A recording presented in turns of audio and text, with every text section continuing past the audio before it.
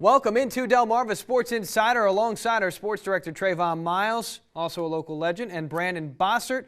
Drew Williams is in the pen. I'm Ryan Eldridge. That's right. Welcome into the only live and local show giving you all you need to know about sports here on Delmarva. And of course, we're talking about Friday Night Lights under full display here on the Bayside and the Henlopen. Yes. We got playoffs going on the Bayside. We got playoffs right around the corner in the Henlopen, but we're going to start in Maryland, right, guys? That's right. We're going to start in Maryland because we got the playoff games to get to, not trying to get in. They're already there, right? And in Salisbury, Parkside was looking to move on in 2A. Yeah, that's right. The Rams looking to continue their 8-game winning streak. They haven't lost since week 1.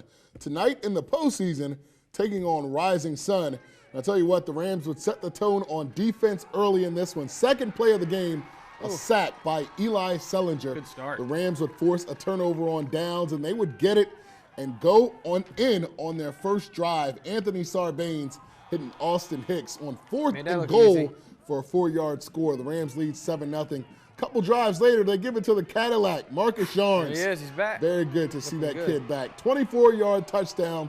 Parkside up 2 scores, but 8 seconds left in the half. Eric Farrell going to get the handoff and power into the end zone. Rising Sun cuts it to 14-7 at the break. Second half now, Parkside begins to roll. Yarns takes the pitch at the 3 and strolls in for his second score of the night. Amazing. Rams up 2 scores. And they would push it even further. Jabronte Mills tiptoeing to the edge and getting in. The Rams roll in round 1.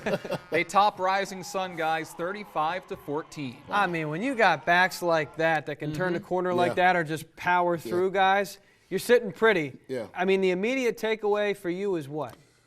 Just how impressive Parkside was overall tonight. I didn't think that Rising Sun was a team that would come in here and overpower them by any means, but when you do face teams that you aren't familiar with and you have a lot of expectations, it is kind of easy for teams to kind of fall by the wayside. The way they handle it, their coaching staff is really good, and the way the fellas handled it tonight and went out and dominated and showed that they were the better team from the first play of the game to the end of the game is very impressive to me. Absolutely, and getting that touchdown for Rising Sun going into halftime, it could have been, a momentum shifter. But you come out in the second half, you score 21 points, only give up 7. A lot of credit to the defense there, and of course, that running game for Parkside is impressive, isn't it? Yes. And they've got their backup quarterback in there now. Yes, So even more impressive. Yeah, that stable of backs, I tweeted about it earlier, that stable of backs is very impressive. And when you get a kid like Marcus Yarns coming back, when I saw him on the field, I'm like, I haven't seen him play all year long because he was out the first game against North Carolina. I wasn't there. It just kind of amazed me, like, man, this kid is easily one of the best players in the Bayside. And I forgot just how good and refreshing it was to watch that kid. It's good to see him back out there. Absolutely. For more on Maryland and Bayside scores and games, we're going to toss it over to the wall to Drew. I'll take one of your players that's top of the Bayside, and I'll raise you one, right? So we'll start in the 1A matchup with the number 1 seed taking on the number 8 seed in Havre de Grace as Cambridge South Dorchester. The Vikings looking to keep their hot season going against a struggling Warriors squad, but it certainly wouldn't look that way. After a Vikings field goal, the Warriors start taking advantage. Brandon Rabbit just following the line and keeping it on the sneak for the HDB score. And then CSD. They're going to give the ball over to the Warriors in their own red zone after some special teams miscues. And it's Rabbit again. This time the offensive line just shoves him past the goal line for the score. Havre de Grace up 14-3, but the Vikings would answer right back. Henry's going to toss it off to Khalid Beasley in the backfield. He's going to hit the edge, and he's in for the touchdown. Then check this one out. It's Beasley again. Almost the same exact play, same exact result. Vikings take the lead. Extra point would be no good. Warriors driving yet again with 17 seconds left in the half. Rabbit's going to air one out, looking for the TD, but Beasley's there to snag it out of the air, and he's headed the other direction to the house. 95 yards later, he's in for the score.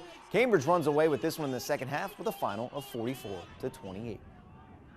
To the other 1A team in action tonight with Colonel Richardson taking on Falston. Colonel sticking to what's got him there to this point. Their big guy, Cam Erickson, working along the far sideline for a 50-yard score to get Colonel on the board early. Colonels would go for 2, and they get it. Falston, though, they'd answer right back with a big splash play of their own as C.J. Turner. He's going to work his way toward the right side, 39 yards to the house. Defense optional in this one, guys. And then Erickson this time for Colonel. He's going to make his presence felt even more so. This time, he's just going to bust toward the sideline and just battle his way in toward that 5-yard score. Colonel's back on top, But Falston, this was just a team that wouldn't be denied tonight. Turner, he's going to thread his way through the defense. Look at that beautiful cut. Then he's going to walk his way all the way 60 yards to the end zone. Falston, they end Colonel's season with a final of 46-32. And then over in the 2A with a rematch of easily one of the best matchups this season, North Carolina taking on Kent Island.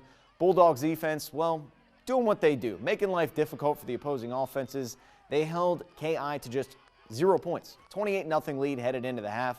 And then the Bulldogs marching on offense. This time it's Montrez DeShields. Going to show off some fancy footwork, nice little cut of his own.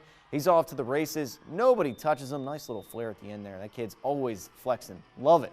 Then the Bucks, they're getting some more defense. This time, Isaiah Shockley, check this out, just literally takes the ball, goes in for the strip sack, and he's off. Cruising into the end zone for the score, but just not enough time on the clock as the defense for the Dogs going back to work, pinning their ears back and getting the sack as they quell the Bucks' hopes of any chance at a comeback. Bulldogs, a very decisive victory over their rival with a final of 35-14. Now, guys, we got some more games to get to, especially around the Bayside. We'll send it back to you over at the desk. Thanks, Drew. Those other scores to get to you from the night from the Bayside teams across the bridge. Bennett falling hard, as you can see, at the hands of an undefeated Huntington team. This game ends the illustrious career of longtime JMD coach Hoot Gibson. Congratulations to Coach Hoot, 19 Definitely. years, a legend in his own right. And also Kent County's season comes to an end as well. Perryville knocks the Trojans from the 1A East playoffs. And one more score to get to in Maryland. 2A, Easton falling tonight to Hartford Tech 32-23. North Carolina will take on Tech in the playoffs next week. Wow. Yeah, so we have 3 teams left. What are we thinking as we move ahead to watch, these 3 teams in action? And I would say they are our best 3, obviously. Yes, absolutely. And they've been the top 3 teams in the power rankings for quite a while. Honestly, I can't wait to see Parkside Elkton. Yeah. Elkton's a team that's undefeated. We saw what they did against North Carolina last year. We saw what Parkside was able to do against North Carolina this year, a 1-point loss. So I think that Parkside and Elkton is going to be a barn burner next week. Yeah, and I'd love to see North Carolina and Parkside meet up in the regional championship. would That would be great to see. Yeah. Those 2 teams match up again. 1-point loss for Parkside in week 1, so I would love to see a rematch of that. We'll see if we get it. But Cambridge South Dorchester, I mean, they come out not too hot tonight, but they come out with a good two touchdown victory. And we'll see if they can take on Falston next week. Yeah, Falston, that kid number 1. I don't remember his name that Drew just said, but that kid is amazing. He looks like Khalid Beasley's also almost doppelganger for the other team. So those 2 number 1s battling next week will be very good. But that'll do it for next week, until next week, I should say, in the great state of Maryland. When we come back, it's week 10 in Delaware. Some huge matchups with the DIAA tournament implications on the line. That's up next when we come back. I'm Brendan Riley. I'm the head football coach at Parkside High School, and you're watching Delmarva Sports Insider.